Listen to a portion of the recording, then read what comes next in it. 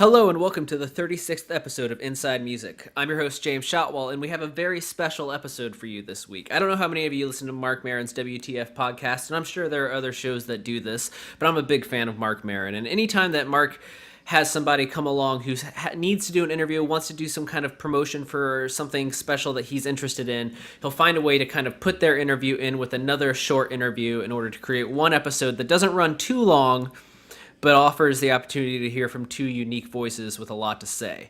I'm going to attempt that this week by giving you not one, but two interviews within this one episode of Inside Music. The first is with Michael McCarron, the founder of Punk Out, which is an organization that's working to not only to work towards equality, but also just to start and develop conversations around the LGBT community and how it's involved with alternative music. He's done a lot of work for the Holics blog in the past. We talk about that a bit in this interview. We also talk about things like the Caitlyn Jenner reveal that happened this week and how it could be applied to the music scene and the conversation going on there today, and a few other things. It's a great conversation. I'm sure we'll have him back for a full-length piece in the future, but right now you get a little teaser right here at the top of the episode. After Michael's piece is done, I'm going to come back and I'll tell you about our second guest, Tim Landers, who's on the show to talk about a very special new project he has, which just released a new album back in May. So I'm going to get to our sponsor. We're going to play a little bit of music from Tim Landers' new project, and then we're going to get to our interview with Michael McCarron. After that, I'll be back, and we'll get to the next piece. Thanks for tuning in. Oh, before I forget, I don't know if you know this yet, but Inside Music is on Twitter. If you look up at Inside Music Pod, that's Inside Music Pod, you can stay up to date with everything going on in the world of the podcast. I haven't done a great job of updating it every single day since it launched, but I'm working on it. We're starting to tease upcoming guests. We talk about the show. We share reactions from the show. And I really want to create a place where we can talk about the things that are discussed on the podcast, because we've been hitting some really important topics, I believe, recently. The feedback has been great, and I'd really like to get a conversation going between all of you who listen to the show and then come to me and want to talk about it. Like, why don't we all find a way to talk together? So at Inside Music Pod on Twitter, follow it, please. Okay, let's get to the sponsor. Inside Music is only made possible by Holics, the internet's leading digital promotional distribution company. Whether you're looking to get your music in front of the press or you need a little help fighting piracy, Holics has the tools you need. For more information on Holics and access to a free 30-day trial, visit www.holics.com. That's www.haulix.com. Okay, let's get to the show.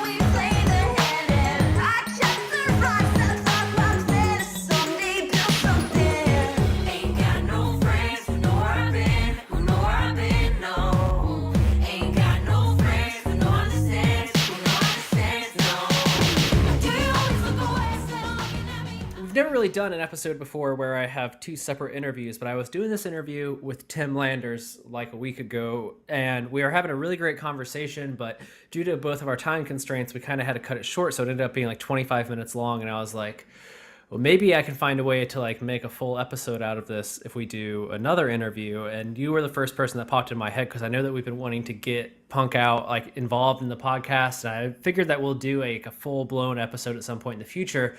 But as like with, you have an article up on the Holics blog this week, and there seems to be a lot of talk in the scene right now about the topics that Punk Out is kind of hoping to address, that I figured like we might as well dive in now and like give people a little taste. Yeah. So let's start with like what Punk Out is for people that don't know, because I'm going to say it a little bit in the intro of the show, obviously, when I record it, but it's better to hear it from the horse's mouth, so to say. So horse, speak. Yeah. Punk Out is our official little tagline is, we connect and support LGBTQ musicians and fans. So basically what we try to do is within the alternative music scene, and when we kind of talk about the alternative music scene, we talk about, like the indie genre, the metal genre, pop punk, post-hardcore, that kind of our little scene here. So what we try to do is just basically make the lives of LGBTQ musicians better. And the idea is that if we can make their lives better, that they can then make the lives of their fans better. So we try to take a little different spin on it, whereas instead of trying to address the masses, we're trying to help a small segment and allow them to sort of, to use a business cliche, leverage their voices to create a larger scale change. What is the origin story of this? So, I mean, it seems like this whole conversation is something that has really been ramping up in the last year or two within the alternative music scene. But I'm curious as to like Mhm. what was like the firing gun for you, where you were like, okay, I need to be active. I don't think there was like a single firing gun there. I mean, I've been part of the scene in some fashion or another for God, it feels like a decade now. Can you believe it's been like a decade? No. Yeah, yeah, it's been over a decade. I could have my 10-year anniversary tour just on my first writing for a website. Maybe I will consider that in the future. But there wasn't really any like starting point per se. I'm gay, and I'm really into metal music, and I didn't really see anybody else around me who was like who had the similar, faced the similar issues that I faced, or seemed to be addressing the specific needs of the queer community. And we just felt like it was a good time. It aligns all right with what was going on in my personal life. I had the opportunity to kind of get it started. I've always wanted to get it started. And if we're like talking, nonprofits in a lot of ways are sort of like businesses. We don't take in money per se, but we do, our business is improving the lives of others. And so from that aspect, there really isn't another organization within our scene that is doing specifically what we are trying to do. There's a great organization called the Ally Coalition. I don't know if you're familiar with them, but the guys from Fun started that organization, and they're fantastic. They're great people. I'm in contact with them all the time. But what they do is a little bit more political, and Punk Out doesn't have a political bent to it. We're really focused on improving the lives of specific musicians, and really making it a focus to, be on the individual versus policy making or of the sort of those kind of things.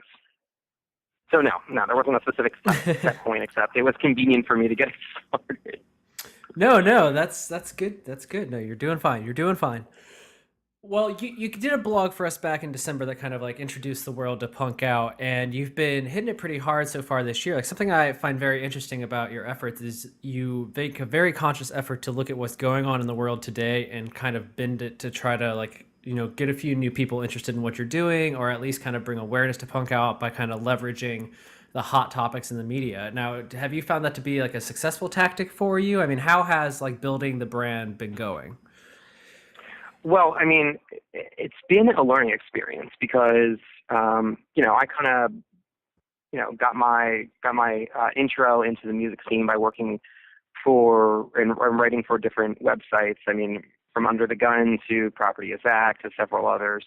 And so I always came about what I was doing as, we need to express opinions. We need to kind of get out there. We need to be, I don't want to say controversial, but we have to ruffle some feathers and get our brand out there, get our name out there, which over, the past year and a half, we've learned that that's not necessarily the best tack to go about things because, we're not running a website. We're not running, an editorial board. We're not running anything news oriented. We're running a nonprofit, and there are, unique challenges and unique requirements to running a nonprofit, both from like a legal standpoint to, maintain our 501c3 status, and from a relationship building standpoint. I'll admit I'm probably one of the worst people to build relationships with sometimes. I have a hard time keeping my mouth shut and playing politics. And sometimes I think that I'm not in the right, not in the right kind of business. But that's why we have our operations manager, Brian Rentes. He's fantastic. We brought him on I guess about a year ago, and I remember specifically talking to him, and I was like, listen, you need to be the person who censors what I say, because really what we have to do with our online presence is build relationships all the time. And sometimes that doesn't necessarily jive with, I want to, bash said band because said band has crappy music. Sometimes you can't do that because you're trying to build a relationship with them. And I'm sure you're aware of that too. I mean, you probably encountered that yourself, but like for a nonprofit, it really takes it to the next degree. I don't want to upset this, website owner because we might need to use that website owner in the future to get our message out there. So one of the things that I always try to remember, especially with our like online presence, we're really active on Twitter, we're really active on Facebook and all that fun stuff. Is to keep in mind that we're trying to build relationships, we're trying to build bridges. And the unique thing is we want to do that, but we want to do that with sort of like an alternative music edge, with a punk edge to it. So it really is kind of, a trial by fire. We've made some mistakes. We've had some successes so far. We've, ruffled the wrong feathers. We've made a name for ourselves in a positive way, but really the first year and a half is all about kind of learning, where the boundaries are, what we can do, what works, and always keeping in mind who we're trying to help and asking ourselves is, even when it comes down to like a simple tweet, what does this tweet do for helping the people we're trying to help? Does it help those people? Does it not? And if it doesn't, shouldn't it be doing that? I couldn't agree more, man.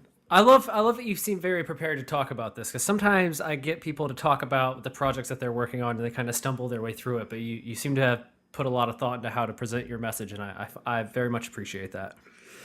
Well, that's because we screwed up so many times. It's because I've gotten so many nasty emails from people that I've had to apologize profusely for. That I've learned to I'm slowly learning to try to keep it more PG. Well, you don't have to keep it PG for us, but it's appreciated. I get trying to sell a nonprofit, it's probably best to keep it as family friendly as possible.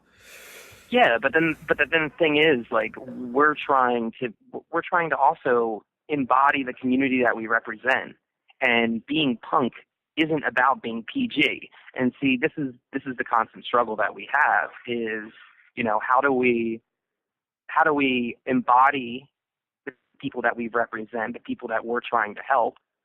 How are we to give them a voice, but at the same time try to play the nice game and try to build relationships? It really is this interesting line that we have to kind of toe.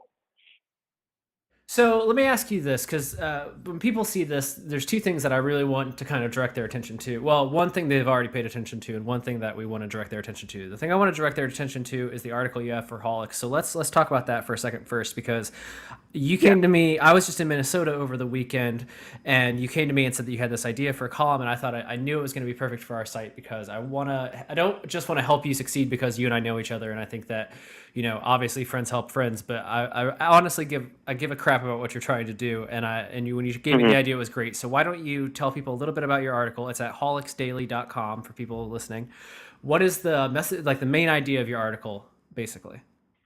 Well, our main, the title. First of all, thanks. That's very nice of you, James.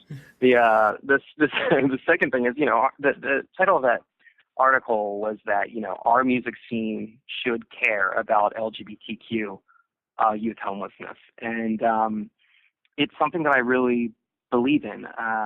Many people are unaware that we have an epidemic in this country of LGBTQ youth homelessness. 40% of homeless kids and teenagers identify as somewhere under the queer umbrella, while studies have found over and over that only 3 to 5% of the general population identify underneath the queer umbrella, somewhere under there. And so that's crazy disproportional. And the thing that I've always really envied about the alternative music scene, and the thing that's always really driven me to the alternative music scene, is its ability to transcend barriers, to get into areas that, aren't necessarily reached. So for instance, you're a kid who lives in Kansas, you just come out to your parents kick you out. How do you know where you're going to go? How do you know if anybody has your back? You live in a small town. Well, music has a really unique way of reaching those areas. And my kind of argument is, these kids that are living on the streets tend to be outsiders to begin with in their communities. And our scene has been built on bringing outsiders together. And I feel like these are the kids that we should be trying to reach out and help. And this isn't, it's not unprecedented either. In the 80s with all like the glam rock and the hair metal, while they were all doing that superficial stuff, there was actually a big movement within the rock community in the 80s to kind of tackle what was then one of the biggest social issues in the country, which was homelessness. And so I see a unique opportunity for us today in the alternative music scene to kind of carry that mantle as well, and to really start reaching out to these organizations that help queer homeless youth, to really start reaching out to the kids specifically, to kind of show them that there is a community that has their back. And so the premise of the article is really, we can do this, and it doesn't take a lot of effort for us to do this. That's the thing. It really just starts with a simple conversation about getting the dialogue out there. And who better to start the dialogue than musicians with a punk bent, you know what I mean? Who already talk about social issues, who already talk about being outsiders. And that's kind of where we're coming from with that. Well, let me ask you this. If people read the article and they want to get more involved in doing something to actively help youth in that situation, like what can they do? I mean, I kind of talked about a couple things in there. I mean, the simplest thing is just talk about it. Yeah, just to talk about it. Okay. Just to talk about it. I was checking some of the forums and, where the article was posted, and I was looking at some of the comments, and some of the comments were like, I didn't even know that was like a problem. And that right in, right there in lies the entire issue, is the fact that we need to be focusing on that problem. We need to start the conversation.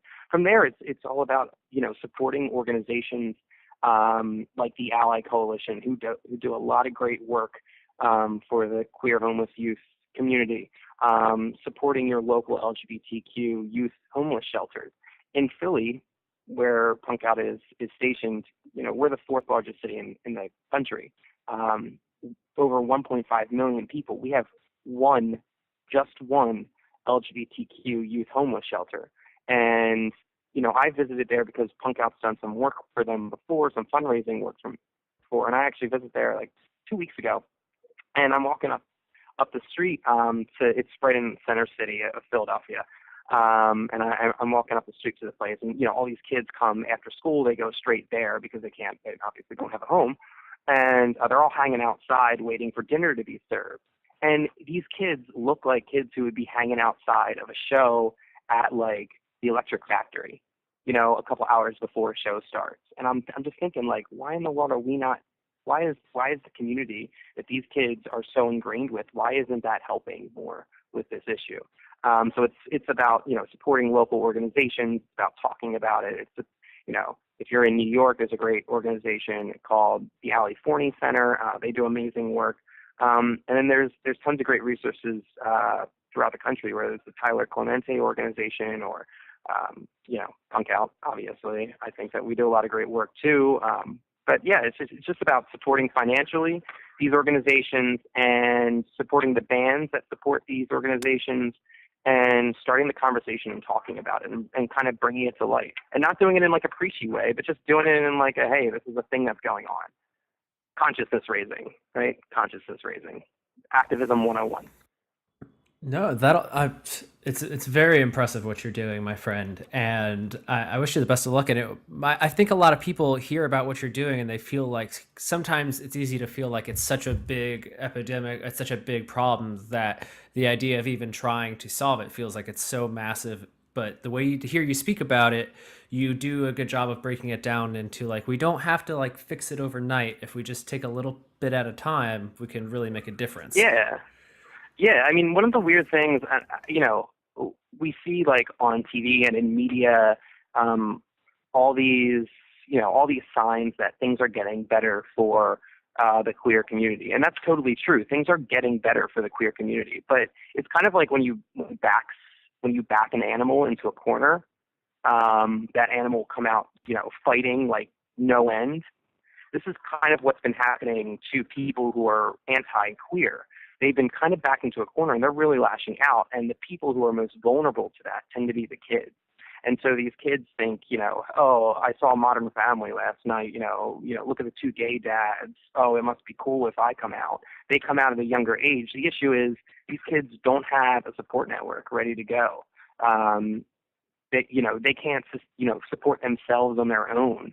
They don't have the street smarts to survive on the street, and they get kicked out because they had this false assumption that, their parents were cool with it because, so-and-so on Modern Family shows that it's cool, and everybody in the show is all down with the gays. But that's not necessarily true in their small community. And so a lot of that can be alleviated by us just talking about it and, having an honest and frank conversation. And punk music's always been about being as frank as possible and being as honest as possible, kind of wearing your heart on your sleeve.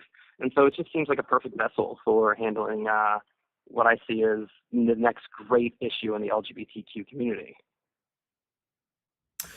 Let me ask you this, because I bet some people are listening to this, and it's definitely going to come up because of the big news of the day. But how is an organization like Punk Out use a story like, let's say, the Caitlyn Jenner reveal that we've all seen this week by now when people are listening to this? How do you use something like that to help further this message where you're trying to reach alternative youth? Is the crossover easy, or do you maybe try to stray away from some of the mainstream stories because it doesn't necessarily impact the alternative community, or how do you go about that?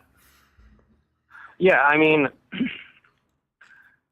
so the whole Caitlyn Jenner thing is pretty, it's confusing, and and I think that's the first thing we all have to do is admit that for a lot of people it is confusing. Being transgender for people who are not transgender is very confusing, and it's sort of like you're in a room and there's like this awkward moment, and they say the best thing to do is just to acknowledge the awkwardness and then to move on. It's the same thing with, I think, the transgender community. A lot of people don't acknowledge the fact that they're confused, and because of that they don't ask questions, and when they don't ask questions they don't get answers, and then that just perpetuates ignorance. So I think at its most basic, Caitlyn Jenner and her her willingness and her courage to come out as transgender in such a public venue has sparked conversation. Like on CNN today, on the side, where they have all their stories, there's something about Caitlyn Jenner. Now, I get it, a lot of people are just going to assume, oh, it's the Kardashians, that's why it's going to be a big story. But the truth is, underlying that is you're normalizing something that for so long was not deemed normal by mainstream society. And I think, in my mind, any conversation is good. And so when we, from our branding perspective and how we look about, how are we going to address the Caitlyn Jenner thing? Well, I keep up with the Kardashians, but I'm not going to keep up with a Kardashian focus. It's going to be solely on Caitlyn Jenner and how difficult it is to come out as transgender and the hardships that you face. And if that's an avenue for people to start talking about the issues that pertains to transgender individuals, that's fantastic. And I really don't see any harm from it. I applaud her for coming out so late in life in such a public manner. I can't even imagine, I think that's another thing. We have to kind of just sit back and go, yeah, it doesn't make sense to us because it's not something we're going through, and that's fine. Just because it doesn't make sense to us doesn't necessarily mean it's weird or we should be legislating against it, or we shouldn't be, or somehow these people are freaks. No, it's just something we just don't understand. I don't understand how people wear high top sneakers all the time. But do I, dislike people who wear high top sneakers? No, I just don't understand it. Basically, yeah. I mean, that's what we're getting at. Caitlyn Jenner has made a decision that she's going to come out at this time, and she's going to change her name. And congrats and kudos to her, and we should all support her and her own personal decision, and realize it doesn't affect our own damn lives. And if this can give us an avenue to sort of talk about the issues that pertain to transgender community, whether it's the obscene violence that transgender individuals have faced. On record so far, I believe there's been 12 confirmed murders in the United States of transgender individuals simply because they're transgender. One a couple weeks ago in our hometown of Philly. People don't talk about this stuff. The transgender community is at a substantially higher risk of suicide and depression, and substance abuse and sexual violence and all the other nasty things you can think of, simply because they're transgender and people don't understand them. And if this whole if Caitlyn Jenner can get us as a society to start talking about it, then that's awesome. Yeah, it seems it's interesting to see how like the different generations are reacting, because it seems like those in their 20s and below, it's kind of like a lot of she's gorgeous or wow, and it seems like it's a lot more quicker to acceptance. But I know watching either older people that I follow on Twitter today kind of react. I saw a few people who are like, "Where did this Caitlyn Jenner person come from? Like, who is this?" Yeah, Which I guess there's something kind of nice about that. Yeah, well, there is a downside too, though, James. Like, for instance, I'm gonna come out to you real quick. All right. Okay. I am a Philly sports fan, and I listen to Philly sports talk radio. All right. Pretty much all day long, and I'm listening to one of the stations that I typically listen to, like right before you gave me a call, and they are running a contest today where they're going off to random people on the streets and they're showing a picture of Caitlyn Jenner and asking, would you bang her or not? And so, like, there's a double-edged sword when you're having somebody of such high publicity and fame come out as transgender. She's becoming a mockery. And sometimes I'm conflicted. I'm like, I don't know how good of a light does this shine on the transgender community? And is that okay for a radio DJ to be doing this? No, I personally think that it's tactless. I think it's disrespectful. I think it's hurtful. But this is the sort of conversation, and maybe when we kind of, as a society, peel the band-aids off of these long festering wounds, it's sort of painful at first. So I try to rationalize, and I'm like, okay, we're going to have to go through some growing pains here to catch people up. But it doesn't make it any easier. So it really is a double-edged sword with this stuff.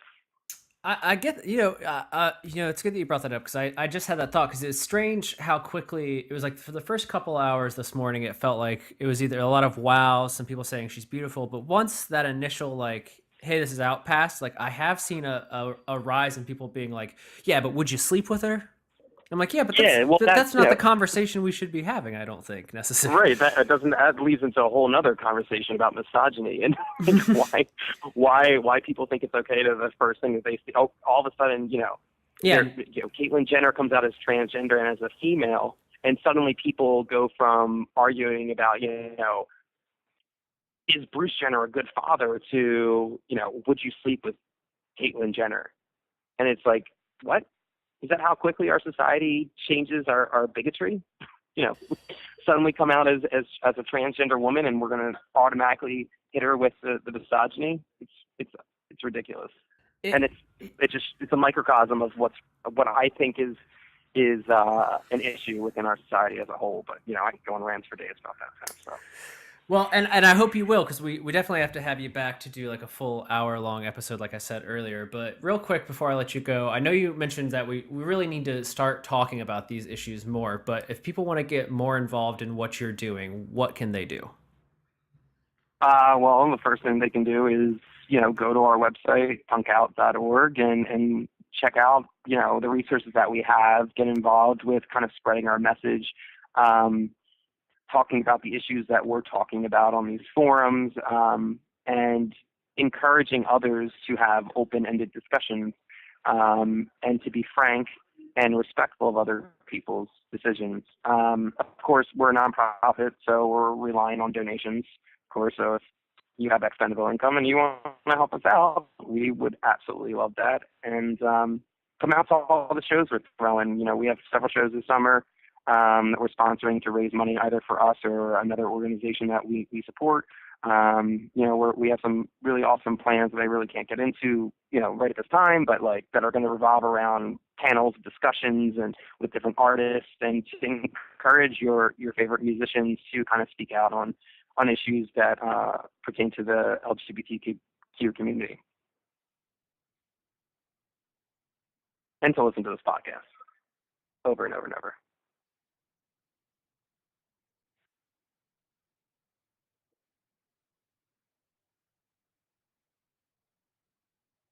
Well, one more time, real quick. What was your Twitter account? Oh, our Twitter account is punkoutLGBT. Yeah, At punkoutLGBT.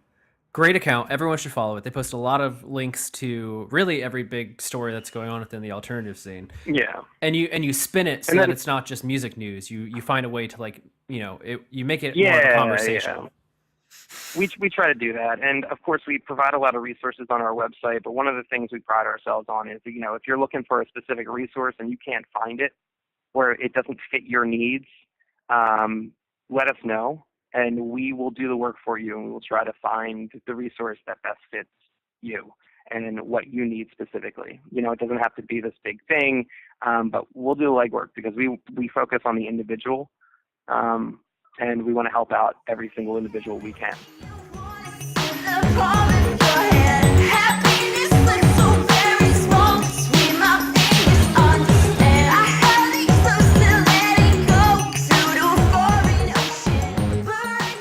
Okay, that was Michael McCarron from Punk Out. As we mentioned in the show, Michael will be back in a couple of weeks to do a full-length episode, but hopefully that gives you a little introduction to what Punk Out is and what they're hoping to do.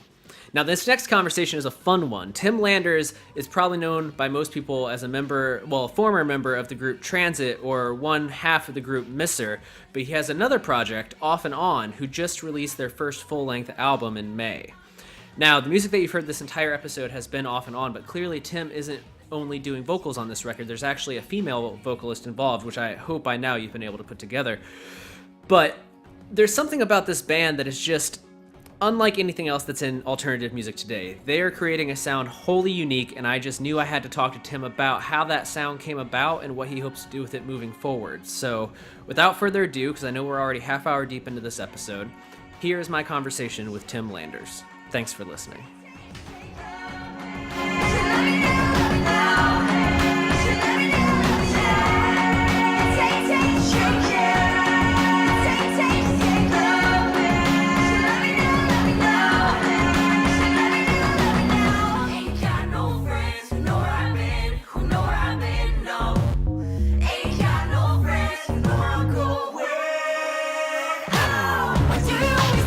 I am excited to have you on the show today. Are you in New England right now?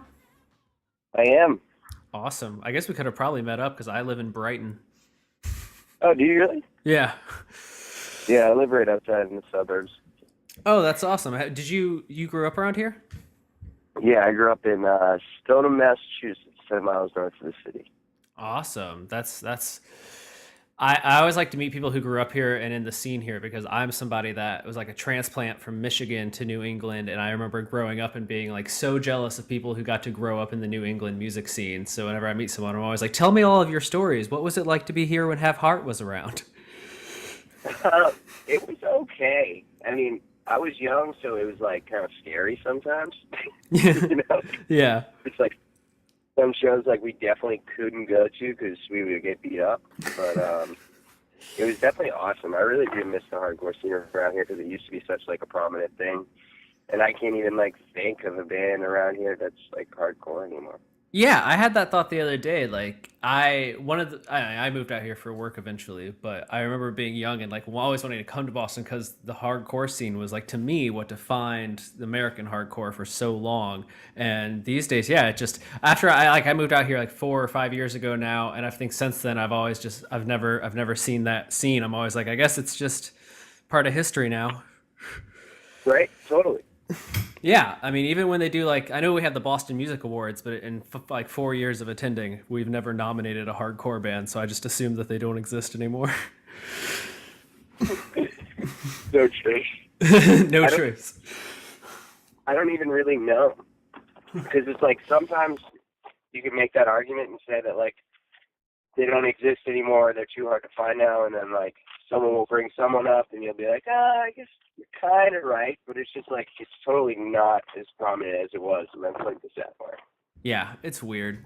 But it kind of plays into what I'm excited to talk to you about because you're off doing off and on right now, which is pretty much the opposite of everything that's ever been like the New England sound, whether it be like indie rock or pop or anything. And I find that so interesting. Like this part of the country is so known for various sounds, and then you come along and we're like, well, let's try something different.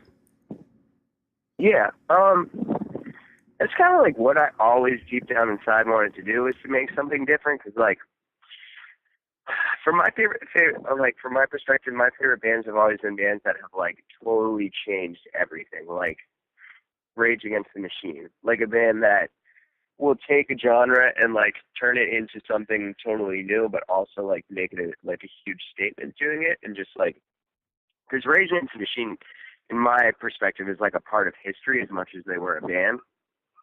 Just like with the movement and the different movements that they would Definitely. create and start. But so I don't know. I always wanted to do something that was really special and could be remembered like that. I mean, granted, I don't ever want to be as political as Rage Against the Machine. I don't know, and I think it's hard to do that unless you do something completely different and something totally new. So I don't know. I just kind of started getting into different music when I was older, as I got older, and that's kind of where Off and On came from. And yeah, I don't know. Like growing up, I played in hardcore bands, I played in punk bands. Like I had a blast doing that. I still love all of that music. I just it wasn't really what I wanted to make anymore.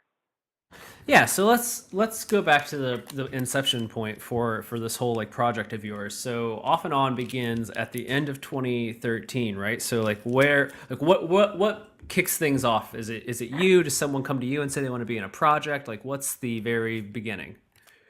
So it came from me and Rosie, who's like was one of the other main singers in Off and On. She we went to high school together, and Okay. she's always been a very, very talented singer and actress. And when she graduated, she was a couple years older than me.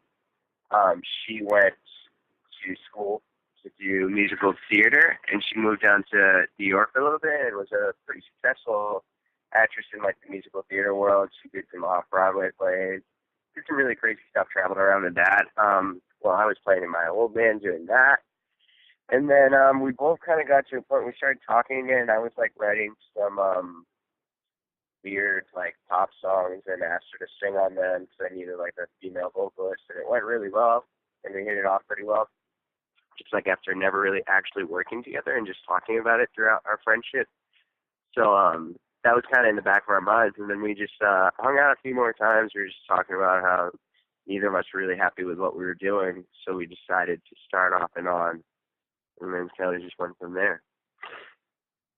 So when you started Off and On, like, did you already have in your head that like, okay, you're gonna walk away from transit at the top of next year? Like, were you already kind of getting your foot out the door at that point, or was that not even on your brain yet? I was at a point in my life where I literally had no idea what I was doing. Okay, I think we all hit that I was point.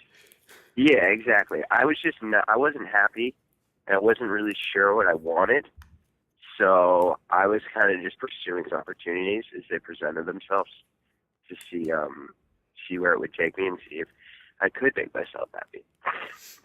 It was a really weird time. I didn't know that was going to happen. No, I can't say that I didn't want it to happen. I think deep down inside, but it was yeah, like I said, it was kind of just a strange, like vulnerable point for me. Oh no, definitely. It seems that way, and I think it's kind of clear in the music that you've kind of been doing over the last year. Like it's very honest, and it kind of seems to address like a lot of. I think part of what makes Off and On work is there's this sense of like a lot of ideas kind of battling together at the same time through a lot of the songs. And I don't know if maybe Yeah, that's intentional or not, but I think it kind of like parallels what you're describing a little bit. yeah, totally. I can see that. So I know the band's just dropped this new record that's volumes 1 and 2, but the first volume came out last year. So when did you guys actually record? Like, when did you start working on that? Like, how long after the band started did you decide to record and everything? So the weird thing is, the recording kind of came with the band starting because over the past year, I guess the past couple of years, I like built a little studio at home, and with the beginning of Off and On, I wanted to start learning how to record and produce stuff for some reason, which was something that I never thought I would want to do, but I ended up really falling in love with it. So the way that we would write those songs, most of them would kind of just be like, I would show like a track or like a part of a track to everyone else, be like, hey, like I have this idea, and then we'd start recording vocals over it, start adding other things, and from there, like we kind of already had the song almost recorded. So in some situations, that written like blueprint is what is actually on the record. In other instances, we just recorded the whole thing again. But it's weird because the recording and the writing happens at the same time, which is a very interesting thing. Yeah, I was very curious about it because I'm pretty sure I heard the EP when it came out last year, but I didn't really hear it. I don't think I sat down and really spent a lot of time with it until I got part one and part two together. And then I kind of went back and listened to the first half separately because I think the two pieces work really nice together. These two releases worked very well together. But then when I go back to the first one and I was like, oh, I don't know. It kind of took me a while to come around to it because it is so different. I don't know why, but when you hear like a musician that you're already familiar with is working on something new, you get this weird like, oh, it'll be something like this. And then when it's not that thing, it kind of takes your brain a little bit longer to be like, oh, okay, I guess we can. Yeah. Yeah, we have to like reclassify it in our heads and be like, oh, Yeah, that's fine. It's totally like a 180 from anything I've ever done before. But I guess I didn't really realize how different it was at first, but now I totally get it. I was just kind of like caught up in doing it, and I just like was having so much fun learning and doing it. And then I remember people being like, "Wow, this is really different," and me just being like, "Is it? I didn't even know." But sorry, go ahead. Oh, that's all right. I was going to ask, like, how is the creative process for this group versus the other projects? Obviously, there's Transit and there's Misser. Like, how are you still? Would you still say that you're like the point man in this situation in terms of writing and everything, or is it a little bit more constructive? Because I know that you aren't necessarily the front man this time around. You might be the person that people recognize the fastest, but you're not necessarily like the focal point of the band by any means. Yeah, totally. I guess it's similar. In most of the projects I've been in, I have been like the one who does the majority of the songwriting, at least especially for me and for it's just this is a different style of writing because it's like rather than just guitar, bass, and drums, it's like guitar, some hip hop drums, some vocal samples. So it's like it's definitely I guess I would say I write in the same way. It's just with a different variety of tools. So I don't know. I never really thought about it. I mean, like I definitely like will conceive songs the same way. Like anytime I'm writing, like it kind of just starts with like either a cool riff or like a cool melody or something, and something built around that. Like that doesn't change, but I guess it's just when I have a bunch of fun toys for me, I make some weird music. I don't know.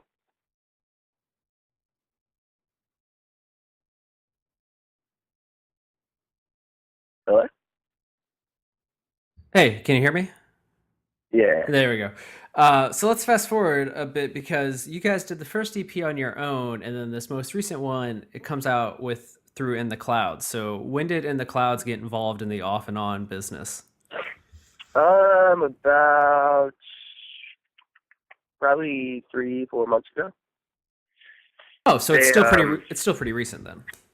Yeah, absolutely. Yeah, we kind of just had a random conversation about doing something together, and we hadn't talked to any labels, so we just kind of made it happen. We wanted to have physical copies of our record, and putting the two of them together was actually really cool because the first one never got a proper release, so it was exciting to actually get the songs on hard copies.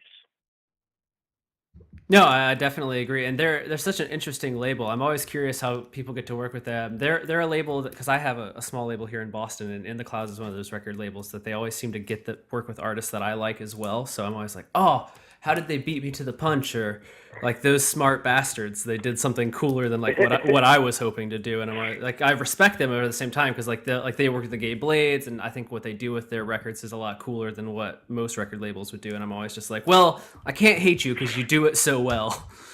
But Yeah, right. yeah. That's funny. No, they do. I like how they do handmade called records, and they do cool things. It's very nice. Yeah, It's hard to find people that will do that too, especially on such a smaller scale label. Just awesome. Now, were you initially always planning on doing like a label deal? I mean, In the Cause isn't a traditional label as such, but they are still a record label. Like, did you ever think that? Did you have a goal of getting to a point where you worked with a label for this project, or was that just like, oh, what a good opportunity to do the physical thing? With Off and On? Yeah. I don't know. I guess we never really had any goals from the get-go. We were kind of just seeing what could happen. When we finished the first EP, we really just wanted to put it out, so we just threw it online and did that on our own. But I mean, yeah, we definitely hope to.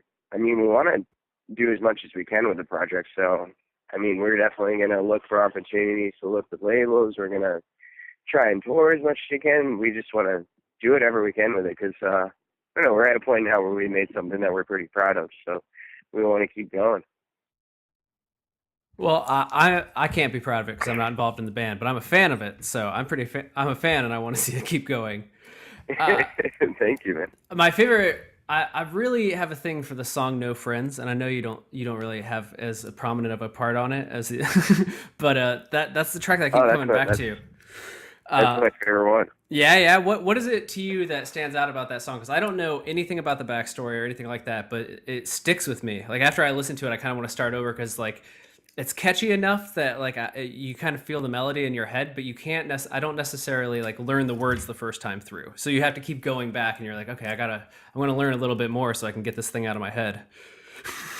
Yeah, the coolest thing about that song is, so when we were doing Good Talk Line 2, we planned on just doing 3 songs, and that was a song that I wrote the demo for, and we were all like really pretty excited about it. And then we had finished the tracking for the other 3 songs, and we had someone lay down some vocals on it. And then one night we were just like, yo, because with the first 3 songs that are on the EP, we probably spent an accumulated 6 months recording them. It took a really long time because we all worked full time. It's hard to get us all together at different weeks just because everybody's so busy, and then we would track and retrack and track, just trying to make it perfect. And then we had this song, No Friends, that was just a demo. And then we were like, yeah, this already is perfect. Why don't we just put this on the EP before we wait to put it on something else and overthink the shit out of it? And so that's what we did. And I mean, not even just because of the like attitude behind it with the way that we put it on the EP, but that song just stands out to me more than the others. I like that one a lot. Yeah, I have to agree. I mean, I like both EPs. I like them together, but there's just something about that song that like if I were to just introduce your band to somebody new, like that would be the track that I would be like, oh, this is what you have to hear. This is where you should start. Yeah, I think it might be because it's a nice balance of like the hip hop elements of our band and the indie elements of our band, and kind of everything just kind of is at a nice median in that one. Mm-hmm. You guys just played at the Sinclair not long ago, right? Here in Boston? Yes, we did. Now, have you done a lot of live shows with Off and On? Because I haven't seen you. I feel like I keep up with what's going on in the city a lot, but I haven't seen a lot of shows with you. And I unfortunately didn't see the Sinclair show, but I've watched the videos online. But I was just curious how much you guys are performing live now. We have been pretty much as we can. We've been trying to play Boston pretty much every week, every couple of weeks. Mm-hmm. We've done 2 tours at this point. Yeah, 2 short tours. We did a tour back to Fashion Meets Music Fest in Ohio and back. Yep. Last year. And then we just did last month we did a tour with our friends in the Box Tiger.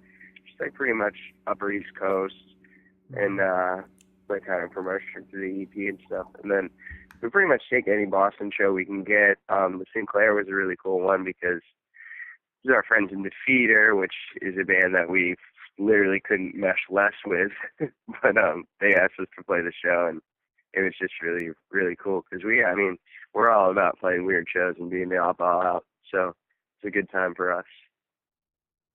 No, definitely. It sounds like it. The Defeater's real good about bringing out bands that might challenge their listeners. They always strike me as a band that's like, we'll bring out a band for us. Like, this is a group that we are bringing out because we like them. Yeah, totally. I've known those dudes since I was like 12, and they've always been that way and had that attitude. It's awesome. That's great to hear, man. So let me ask you this, because you are a guy who's involved in a couple of things in music all the time. Would you say that Off and On is your main focus right now? Do you have a main focus? I guess I would say my main focus is just making music and trying to maintain a way for me to continue making music. But yeah, Off and On is pretty much my forefront right now.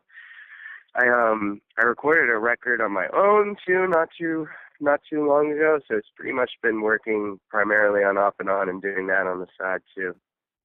Oh ho ho! What's the story with that release? Everyone's been asking for a new Misser release, and you went off and did something different again. I like it. Yeah.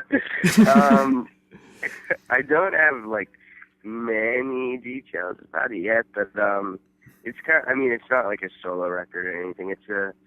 It's a rock record. It's kind of like I don't know how to describe it. It's kind of like a 90s-ish rock record with me singing on it. I played all the instruments and sang, other than I had my friend play drums, but yeah, it came out pretty cool. I'm finishing up now, so hopefully I'm going to be able to put that out soon. So yeah, it's just been like, I don't know, I like you said, like I work on a bunch of different stuff simultaneously, and I don't like to like people are always like side project. I kind of just like to do things, and I kind of just like to focus on all of them. I don't like to like pick one over the other, like I just like to.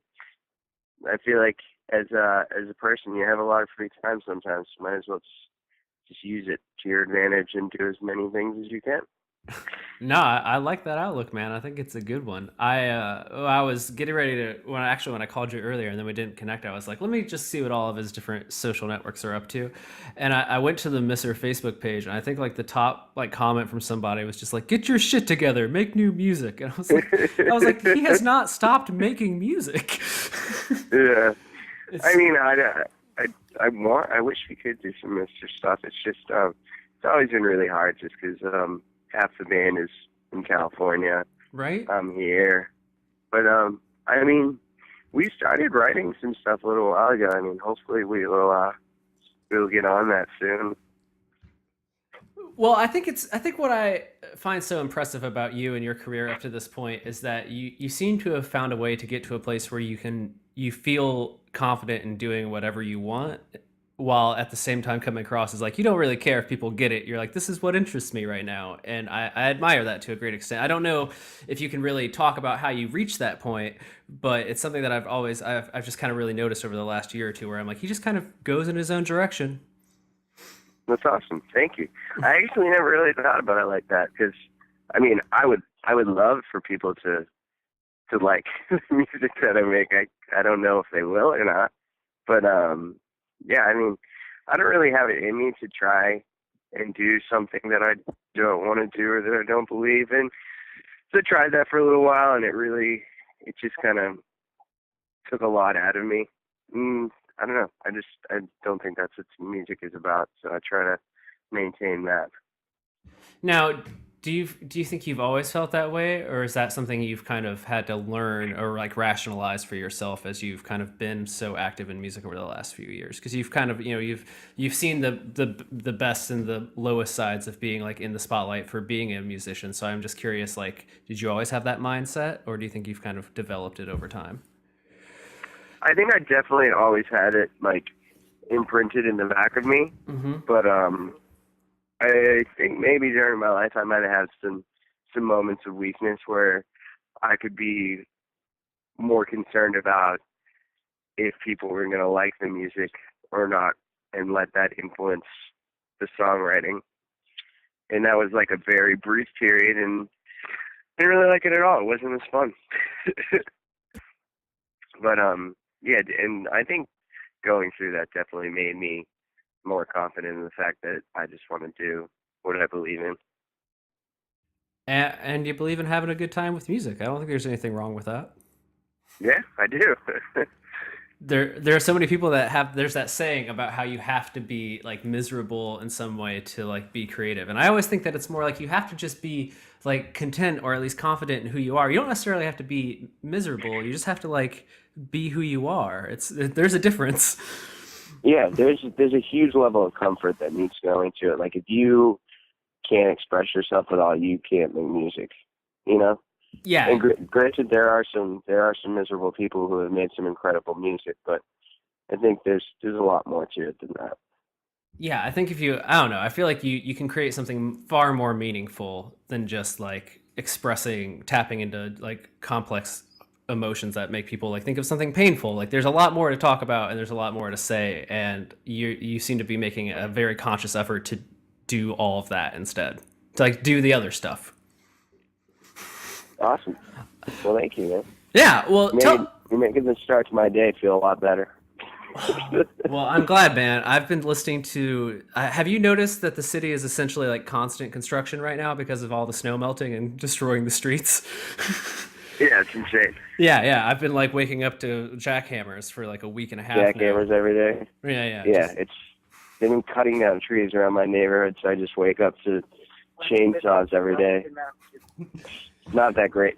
Yeah, no. So I'm glad that I started on a better leg. Well, let me ask you this: where can people find the music online? Like, where should people go to like keep up with everything you're up to, and then the off and on stuff as well?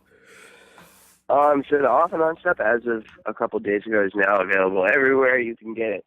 iTunes, Spotify, all that fun stuff. All of our like stuff, like our Twitter and all that stuff, is at We Are Off and On, and then and then our Facebook is Off and On Music, like Facebook/Off and On Music.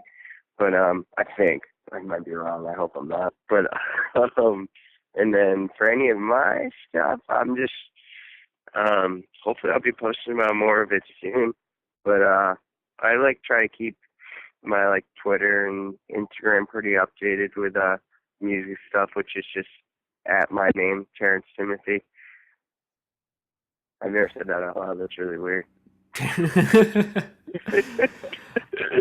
I didn't learn until this morning that there is another popular Tim Landers that is also from Massachusetts, who is also a famous musician.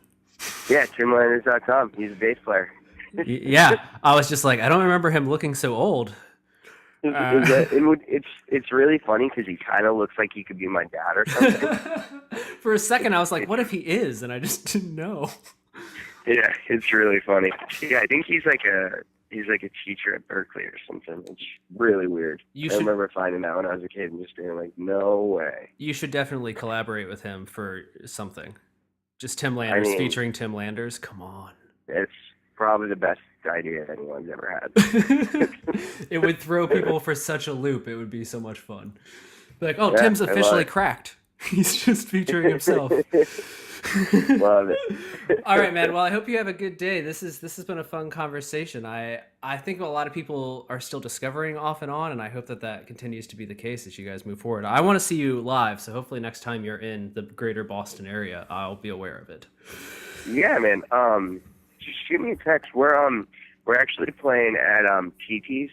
Okay. Which, I don't know if you heard they're closing, but we're playing one of the last shows that they're having. So that should be. I think it's next month. So I'll text you the info about it. Yeah. All of that TT stuff is all like happening so fast. It's kind of hard to wrap my head around. I know, it's such a sad thing. It's been like 47 years, but we could we could do a whole nother podcast on that venue. Like its importance. I don't know. I've had a lot of memories there. Yeah, it's a special place, man. Yeah, totally. And for everyone not in New England, maybe make the pilgrimage. It seems like Off and On are going to be there soon. Come out, see it before it's gone. A tiny hole in the wall club. Yeah, it's awesome. Yeah, it's a great place. Well, thanks so much, man, for coming on the show, and I wish you the best of luck in all your stuff you got going on right now. All right, thanks, James. We'll keep in touch. I will hopefully talk to you soon. All right, dude. Have a good day. Thanks for having me, man. Bye.